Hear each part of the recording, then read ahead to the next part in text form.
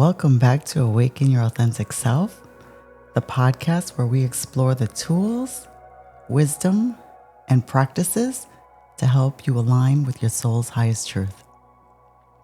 I am your host, Jessica, and today we are going deep, not just spiritually, but energetically and literally into the earth. Today's episode is all about the art of grounding and why it is so important to make grounding a daily practice, which can in turn transform your energy, your mindset, and your overall well-being. So I invite you to take a deep breath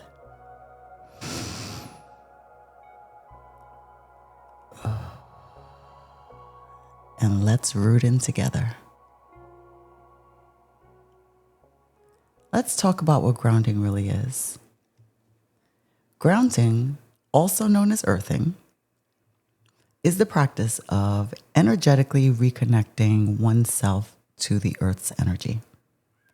Think of it as plugging yourself back into the source, recharging your spiritual and physical batteries. In our modern busy lives, it's so easy to feel scattered, anxious, or just disconnected. And not just from ourselves, but from the world around us. And grounding helps bring us home. But here's the thing, this is not new. Grounding is a modern wellness hack. It's ancient, it's ancestral, and it's sacred. Long before science began studying the benefits of touching the earth, our ancestors were living the wisdom. In indigenous cultures around the globe, walking barefoot, sleeping on the ground, and honoring the land were essential ways of life. They understood that the earth is not just dirt beneath our feet. She is a living being, a mother, a teacher, a healer. They didn't need words like grounding. They simply lived in constant relationship with her. In the Vedic traditions of India, grounding energy flows from the root chakra, Muladhara, which sits at the base of the spine. It governs our sense of safety, survival, and belonging. Ancient yogis knew that if your root was unstable, everything else in your life feels unsteady too. So they practice meditation, breathwork, mantra, all with the intention of reconnecting to the earth's energy and anchoring into the physical body. In traditional Chinese medicine, earth energy governs our digestive and emotional stability. It's the element that brings us back into balance, that nurtures our capacity to feel at home within ourselves. Practices like Qigong and Tai Chi, they flow with the rhythm of the earth, teaching us to harmonize our earth with nature, our energy with nature. Now, let's fast forward to today. The earth is still here. She is patiently waiting on us, offering us her stability, her nourishment, her grounding force. Modern researchers like Clint Ober, he found that when we make direct contact with the earth, through our bare feet, our skin, even through the trees, we absorb free electrons that reduce inflammation and regulate our body's natural rhythms. The earth emits a subtle electric pulse, and when we reconnect, our bodies come back into harmony. Our nervous systems settle. Our heart rate evens out. We come back to presence. So while we may call it grounding today, what we're actually doing is remembering ourselves to the earth, reuniting the parts of us that have been scattered, pulled up into the mental noise of the world. Grounding is a return to stillness, to safety, to soul. So now let's explore what it means to truly ground yourself in everyday life and how you can begin practicing this sacred art to support your healing, clarity, and connection to your authentic self. There are signs that you may need grounding. So let's talk about some signs that you might be ungrounded. And believe me, we have all been there. Feeling spaced out or forgetful. If you're constantly in your head, worrying or overthinking about the smallest things. Being emotionally reactive or overly sensitive, and not overly sensitive in the empathic kind of way. Having trouble sleeping or focusing. Feeling as though you are disconnected from your own body. And feeling a sense of heightened anxiety or tension, and things just frequently trigger you. When you're not grounded, it can feel as though you are floating, unanchored. Like your energy is just scattered in all directions. But the good news is you can bring yourself back with intention, and the earth is always ready to receive you. So let's explore some powerful grounding techniques, along with why they are effective. And I'll also share some examples so you can start practicing some of these today. One is the obvious, walking barefoot in the earth. And this is called earthing. The earth emits a natural electromagnetic frequency. When we walk barefoot on soil, grass, sand, or even unsealed concrete, our bodies will naturally absorb free electrons from the earth. These electrons have anti-inflammatory effects, and they help us to rebalance our bioelectric field. So you can try this. Take a barefoot walk in your backyard. If you don't have a backyard, you can go to a park, but please do not choose a park where the dogs frequent. Know your parks. And you want to do this for at least 15 to 20 minutes. While you're walking, breathe deeply and imagine your energy anchoring itself deep into the earth with every step that you take. 2 is visualization and root chakra meditation. Visualization activates the subconscious mind. When you imagine yourself grounded, your body and energy field begin to align with that vision. The root chakra is your energetic foundation. When it's balanced, you feel safe, you feel supported, and stable. If you can right now, try this. If not, save it for later and try it at a more convenient time. But close your eyes and imagine that there are roots growing from the soles of your feet deep into the earth's core. With each breath, see those roots getting stronger, connecting you to the earth's heartbeat. Now, if you're like me, and when you attempt to visualize, you see more colors and shapes, call in your red. Call in for your red. And keep the visualization of that red moving down in front of you, deep into where you know the earth is. Feel the earth's support rising up, cradling you. You are safe, telling you that you are home. The third way is using grounding crystals.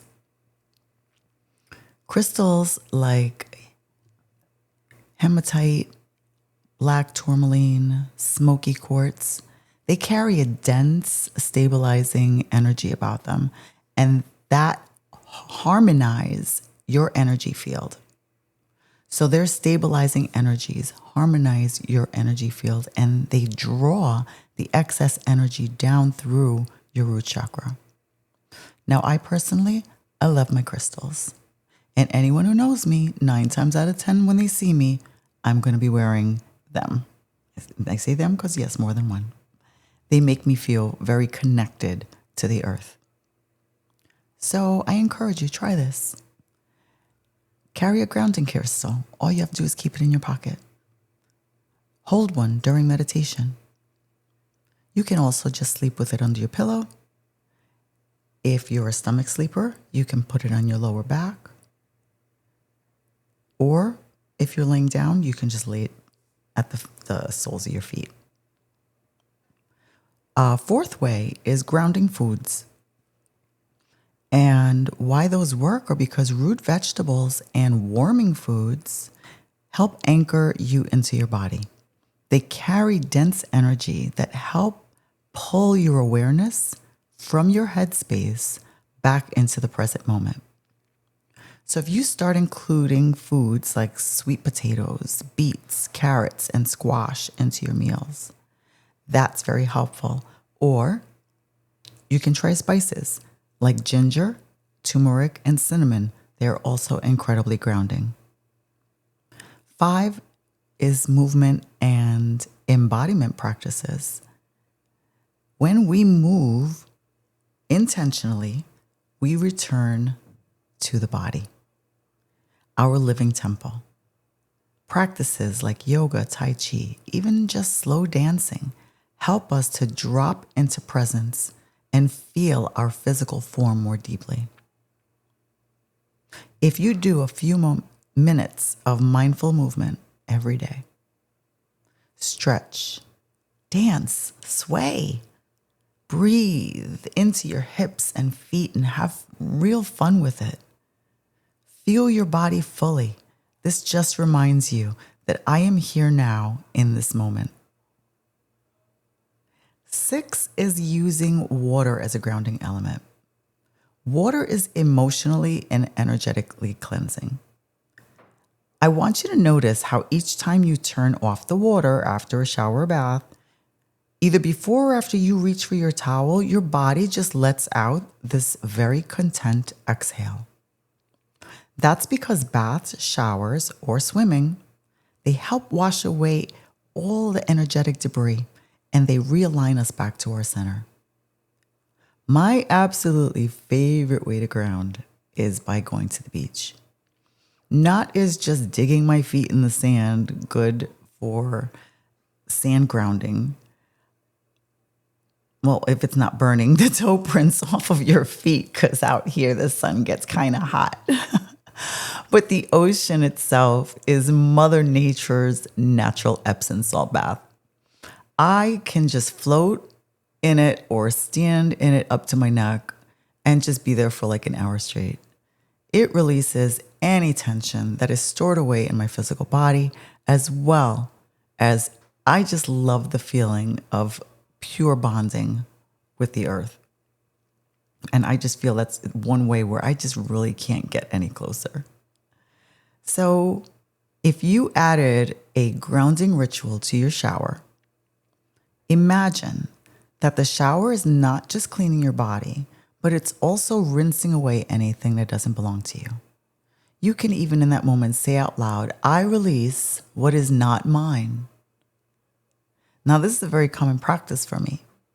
Actually, each day I love to just, after I'm kind of done, just stand under the shower and close my eyes and imagine that the water falling are golden rays just falling over me and clearing away my aura, clearing away any energy that does not serve me.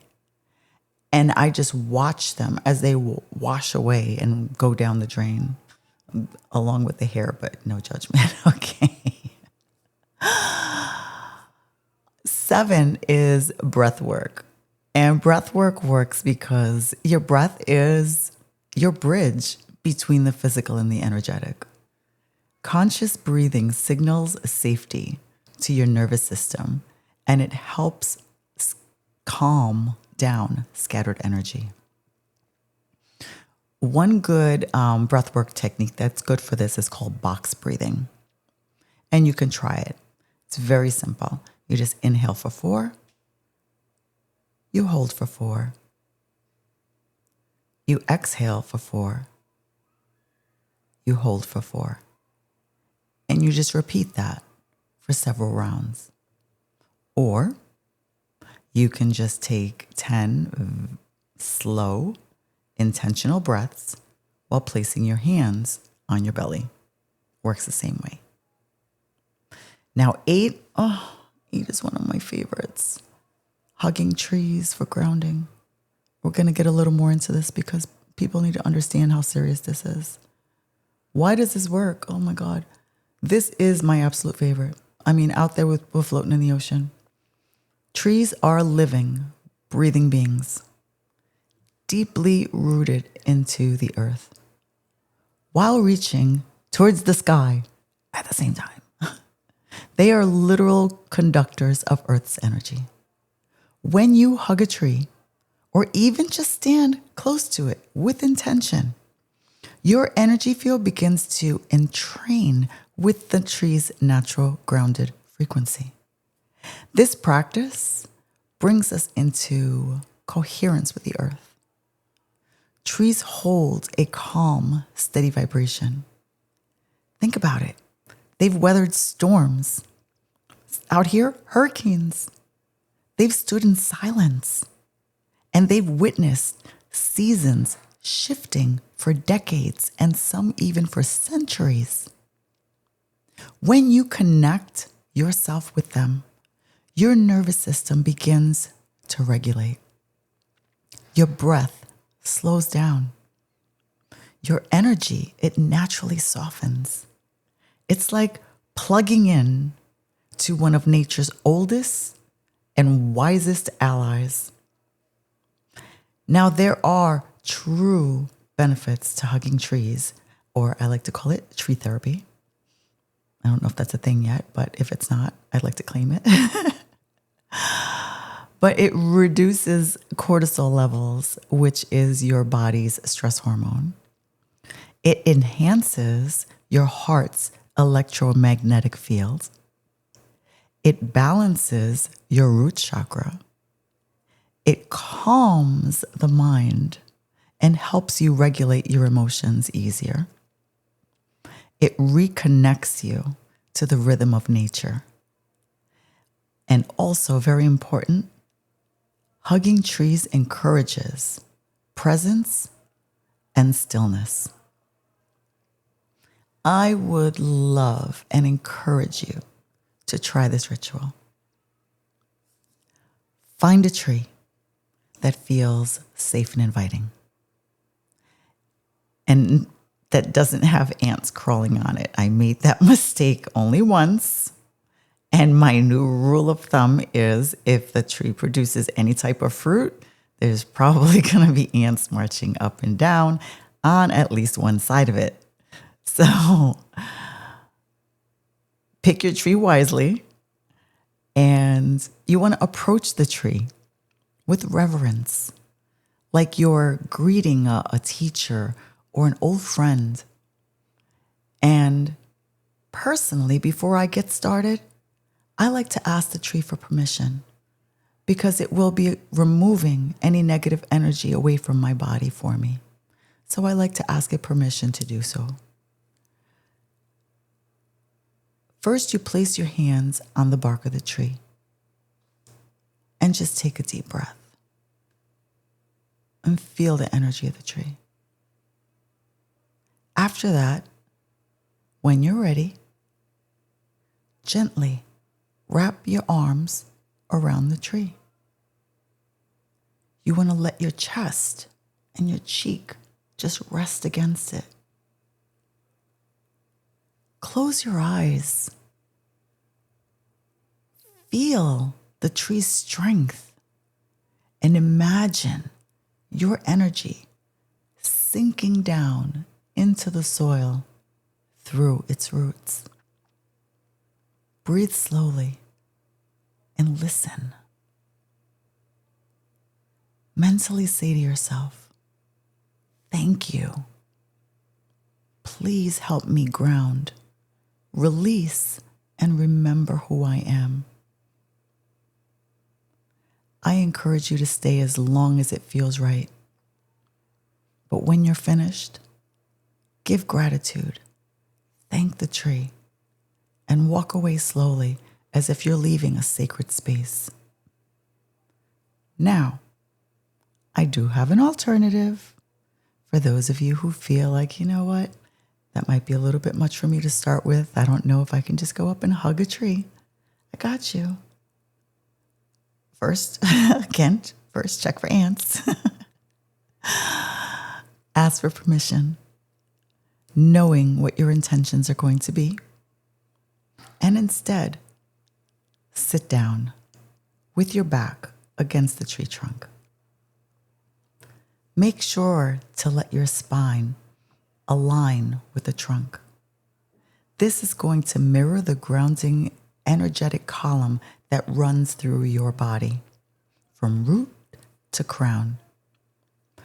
As you're sitting there, visualize your own spine growing roots, just like the tree, descending deep into the earth. Now, back when I was making videos on YouTube, I actually did make a 3-part series about tree hugging. And I think it was called Tree Hugging Not Just for Hippies or Not for something like that. I don't remember what it was. It was supposed to be funny. I know I had a lot of fun with it. And if you're interested in watching me have fun with the trees, they are still available on my YouTube channel, and that is now named Awaken Your Authentic Self. If you have never hugged one of our tall leafy friends, I do highly encourage you to try it after listening, and please share your experience because I would love to hear about it. Now, let's discuss how we can make grounding a daily ritual. Grounding is not just something you do when things go wrong, right? You don't just realize my life is crazy, maybe this will work, and then you stop. No. It is a daily act of self-love. The more you ground, the more intuitive, clear, and strong your energy becomes. You start to trust yourself more, and you begin making decisions from a calm and aligned place. A word like was eluding me for a moment. Now, here's a few ways that you can weave grounding into your daily life. Very easy. You can begin your day with a grounding breath or a mantra. Or my favorite is to go outside and just sit and place my feet on the earth. And even if it's for a minute, it doesn't have to be long if you're doing it every day. You can also choose to use grounding oils like vetiver or patchouli in your diffuser. You can always check in with your body before taking any action. Okay? And this is very important when you don't want to just react to things that happen. You want to have a moment to think first. And when you check in first, you'll find that you're making more clear and informed decisions. And with proper grounding, you learn to tune into you and to who better to listen to. I mean, personally, nobody knows me better than me. And if you're a journaler, you can journal. Journal with prompts like, where am I hiding or holding energy that's not mine? Or how can I root deeper into my truth today? Now, I'll share that for me, like I said, the ocean has always, as long as I can remember, been my spirit's savior. I grew up in the Bronx, and we had Orchard Beach, And before moving to Florida, while I was living in Long Island, I had Robert Moses Beach. But for the time in between there, which was about a good 18 years, I was living in Pennsylvania. And at most, I think I could find snake-infested lakes. Not for me. No, thank you. While I was living in Pennsylvania, I was constantly overwhelmed. Maybe frazzled could be a better descriptive word. My energy just felt like it was always being pulled in a million directions. I knew that there was something that I needed. At that time, did I know it was specifically grounding? No, but I knew that there was something that I was looking for that I was not finding where I was. I knew I couldn't just drive 3 to 4 hours to the nearest beach with 2 young boys. I mean, that was not, once in a while, yes, but that was not always going to be an option. And I remember one day it was raining outside and I was drinking my coffee and I'm just staring out into the lawn. And I just had this overwhelming desire to go walk outside barefoot in the grass. Now, the island girl in me is usually always barefoot, but I never did outside. I don't know why I never did outside. But this particular time, I walked outside barefoot, down the steps, right into the yard. And as I'm just walking forward and I'm getting soaked, I just remember feeling this sense of release and almost a peace that I hadn't felt in years. And I put my coffee cup down on the ground. And if you can imagine, it began spinning around like I was in The Sound of Music. And tears started streaming down my face. And I literally just let myself feel everything in that moment. And soaked as I was, I fell down to the earth. I closed my eyes. And I just remember whispering, like, hold me, just hold me to the earth. And I really felt like she did. And since then, grounding has been my anchor. It really has been my savior through everything. And it doesn't need to be fancy. It doesn't need to be complicated. It just needs to be intentional. So I'm going to invite you to reflect.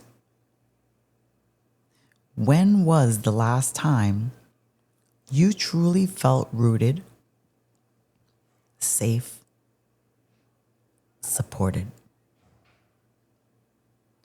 What might actually shift if grounding became a part of your sacred daily rhythm? Think about that honestly. Journal about it. You only need to be honest with yourself. Grounding is not a luxury. Grounding is a necessity. In this beautiful spiritual journey of awakening your authentic self, grounding is what allows your spirit to soar while keeping your feet firmly on the earth. I want to thank you for sharing this space with me today. If this episode resonated with you, please consider sharing it with a friend, leaving a review, or send me a message, on Facebook, IG. Both URLs are going to be in the show's description. And let me know how grounding has impacted your life. So until next time, stay rooted, stay radiant, and always awaken your authentic self.